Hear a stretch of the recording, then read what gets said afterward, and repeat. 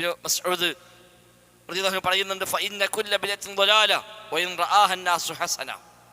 എല്ലാ ബിദ്അത്തും ളലാലത്താണ്, ജനങ്ങൾ അതിനെ നല്ലതാണ് എന്ന് അഭിപ്രായപ്പെട്ടാലും ശരി, ഹസനത്താണ് എന്ന് ജനങ്ങൾ പറഞ്ഞാലും ശരി, ബിദ്അത്താണോ ഹസനത്തല്ല, ഹസനത്താണോ ബിദ്അത്താവൂല്ല. നല്ലതാണെങ്കിൽ ബിദ്അത്തല്ല, ബിദ്അത്താണെങ്കിൽ നല്ലതുമല്ല. അപ്പം നല്ല ബിദ്അത്ത് എന്നൊന്നും ഉണ്ടാവില്ല. ബിദ്അത്തുകളൊക്കെ മോശപ്പെട്ട ഭാഷാപരമായിട്ടുണ്ടാകാം, ഭാഷയിൽ നല്ല ബിദ്അത്തും ചീത്ത ബിദ്അത്തൊക്കെ ഉണ്ടാവും. ദീനിൽ ശറഇൽ അതില്ല. ഭാഷയിൽ മുമ്പില്ലാത്ത എന്തുണ്ടായാലും ഒരു ബിദ്അത്ത് എന്ന് പറയാം. മുമ്പില്ലാത്ത സമയത്ത് ഒരു പുതിയ റോഡുണ്ടായി, ഒരു പുതിയ വീടുണ്ടായി, ഒരു പുതിയ ബിൽഡിംഗ് ഉണ്ടായി, അതിനൊക്കെ ബിദ്അത്ത് എന്നാണ് പറയുക. മുമ്പില്ലാത്ത ഒന്ന് എന്തുണ്ടായി വന്നാലും ഭാഷാപരമായി ബിദ്അത്ത് എന്ന് ഉപയോഗിക്കാം. അപ്പം അതുപ്രകാരം നല്ലത് ബിദ്അത്ത് ചീത്ത ബിദ്അത്ത് എന്നൊക്കെ ഉണ്ടാവും. പണ്ഡിതന്മാർ അങ്ങനെ വിശദീകരിച്ചിട്ടുമുണ്ട്.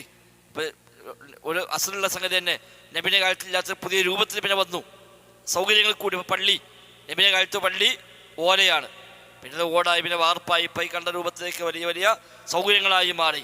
അത് ഭാഷയിൽ ഒരു ബിദ്അത്താണ്. എന്നാൽ പള്ളി ഉണ്ടാക്കുക എന്നുള്ളത് നബിയുടെ കാലത്തില്ലേ ഉണ്ട്.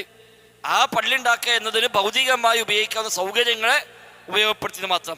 എന്നാൽ ഓടിട്ട പള്ളി നിസ്കരിച്ചതിനേക്കാൾ ഏറെ കൂലി വാർപ്പിനെ പള്ളി നിസ്കരിച്ചാൽ കിട്ടും എന്നുണ്ടെങ്കിലോ അവിടെ വകുപ്പ് മാറി.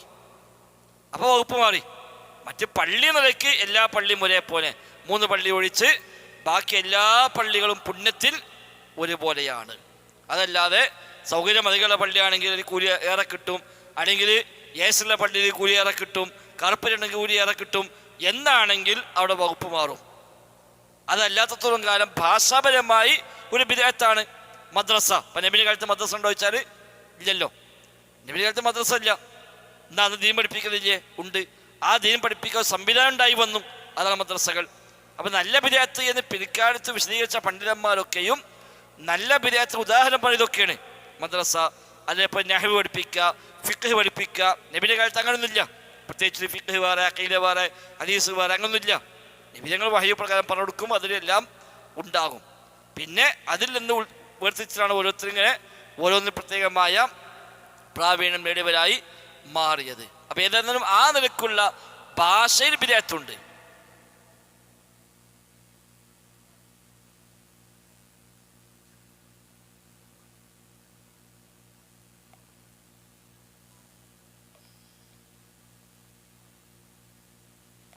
അതെ, അതൊക്കെ ഭരണപരിഷ്കാരങ്ങളാണ്. അതൊക്കെ ഭരണപരിഷ്കാരങ്ങൾ. ഇപ്പം മദ്യപാനിക്ക് 40 അടിയാണ് ഉള്ളത്. ഉമർ ഖത്താബിന്റെ കാലത്ത് 80 അടിയിലേക്ക് ഉയർത്തി. അത് ഇസ്ലാമിന്റെ നിയമം മാറ്റിയതല്ല. അള്ളാഹ് നിശ്ചയിച്ച 40 അടി അവിടെ കൊടുക്കും. അതിന് പുറമെ ആ രാജ്യത്തെ നിയമം നിലയ്ക്ക് 40 അടി വേറെയും കൊടുക്കും, 80 അടി. കാരണം കുറേ ആളുകൾ ഇസ്ലാമിലേക്ക് കടന്നു വന്നു, പല രാജ്യവും ഇസ്ലാമിൻ്റെ ഭാഗമായി വന്നു. അപ്പോൾ ധാരാളം ആളുകൾ ഇസ്ലാമിലേക്ക് വന്നു. പലരും ദീന് മനസ്സിലാക്കി വന്നവരല്ല. നാട്ടിലെ ഭരണാധികാരി മാറുമ്പോൾ നാടൊന്നാകെ മാറും, ഗോത്ര തലവൻ മാറുമ്പോൾ ഗോത്രം ഒന്നാകെ മാറും, അല്ലെങ്കിൽ മറ്റു ചില ലാഭങ്ങൾ കണ്ടുകൊണ്ടൊന്നാകെ മാറി വരും. അപ്പോൾ അവർക്കൊന്ന് കൃത്യമായി ദീന് പഠിക്കാൻ അവസരം പിന്നെ കിട്ടിയിട്ട് വേണം.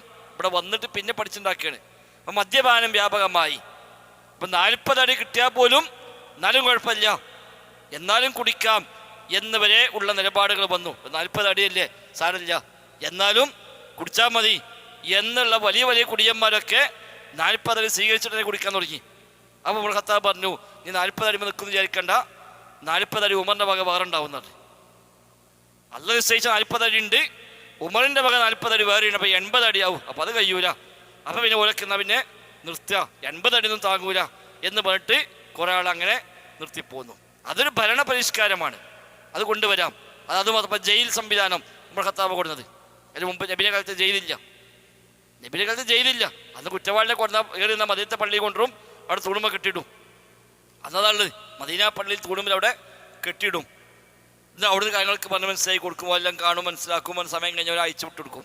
അപ്പം നബിയുടെ കാലത്ത് അത്രേ ഉള്ളൂ, അതേ ആവശ്യമുള്ളൂ. ഉമർ ഖത്താബിൻ്റെ കാലത്ത് ബന്ധപ്പോഴേക്ക് ഇതെല്ലാം സാഹചര്യങ്ങൾ മാറി. അപ്പം അന്ന് ജയിൽ എന്ന സംവിധാനം ഉമർ ഖത്താബാണ് കൊണ്ടുവന്നത്. അതൊക്കെ ഭരണ പരിഷ്കാരങ്ങൾ. എന്നാൽ അത് ഖുർആൻ പഠിപ്പിച്ചാണ് പഴയ കാലത്തുണ്ട്. ഇപ്പോൾ യൂസുഫ് നബി സല്ലല്ലാഹു ജയിലിൽ പോയത് ഖുർആൻ പറയുന്നുണ്ടല്ലോ. യൂസുഫ് നബി ജയിലകപ്പെട്ട് ഖുർആൻ പറയുന്നു. അപ്പം അന്നേ ആ സിസ്റ്റം ഉണ്ട് എന്ന് മനസ്സിലായി. പക്ഷേ നബിതങ്ങളുടെ ചര്യയിൽ അങ്ങനെ ഒന്നും ഉണ്ടായിട്ടില്ല.